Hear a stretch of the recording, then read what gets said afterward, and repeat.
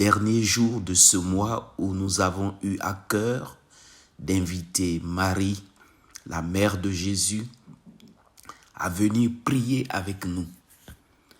Maintenant, le Christ, par cet évangile, nous demande d'aller jusqu'au bout de notre mission de chrétien. N'ayons pas peur, Dieu est avec nous. Et comme dit le psaume, il est mon allié, ma forteresse, ma citadelle, celui qui me libère. Il est le bouclier qui m'abrite. Il me donne pouvoir sur mon peuple. Écoutons l'Évangile. Évangile de Jésus-Christ selon saint Luc.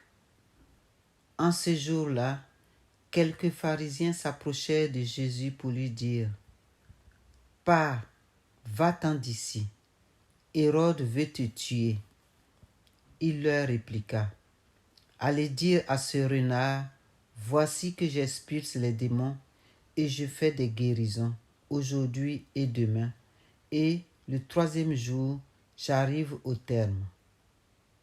Mais il me faut continuer ma route aujourd'hui, demain et le jour suivant, car il ne convient pas qu'un prophète périsse en dehors de Jérusalem.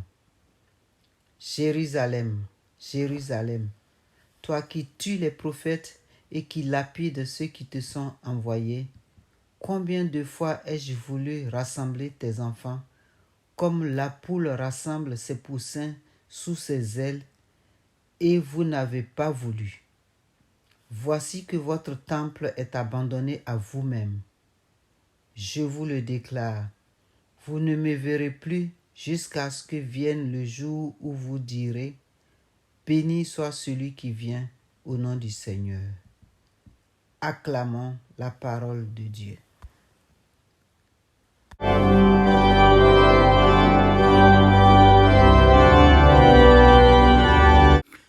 Méditation. Sommes-nous prêts, comme Jésus, à remplir notre mission d'enfant de Dieu? Jésus ne triche pas avec son Père. Tant pis s'il mécontente certaines personnes. Il doit remplir et il veut remplir sa mission jusqu'au bout. Et cette mission passe par Jérusalem. Cette mission passe par sa mort sur la croix.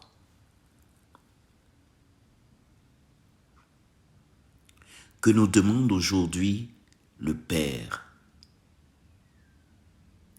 Que nous demande aujourd'hui Dieu?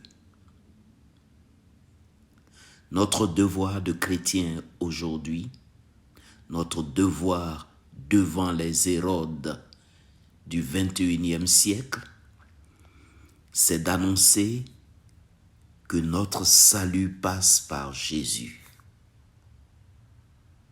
Notre mission d'enfant de Dieu est de dire au monde qu'il n'y a qu'un seul Seigneur et que tous les hommes sont frères, égaux en droit et en devoir. Notre mission devant les Hérodes du 21e siècle, c'est de proclamer que la vie de tout individu est sacrée et que la nature, la maison de tous, doit être respectée pour le bien-être de tous. Notre devoir de chrétien est de permettre à nos enfants, à nos parents, à tout homme d'être sauvés. Partageons la bonne nouvelle.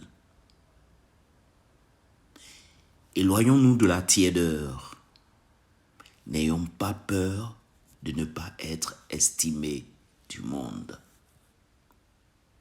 Il n'y a pas de honte d'être chrétien. Il n'y a aucune honte d'être véritablement chrétien. Il n'y a aucune honte de réveiller la bonté et la compassion dans le cœur des hommes et des femmes qui nous entourent. Il n'y a aucune honte d'accueillir le démuni, de soigner le malade, de rendre visite aux prisonniers, de dire tout haut que ce que vous voulez que les autres fassent pour vous, faites-le pour eux. Il n'y a aucune honte d'affirmer que vous êtes menteur si vous prétendez aimer Dieu alors que vous détestez les autres.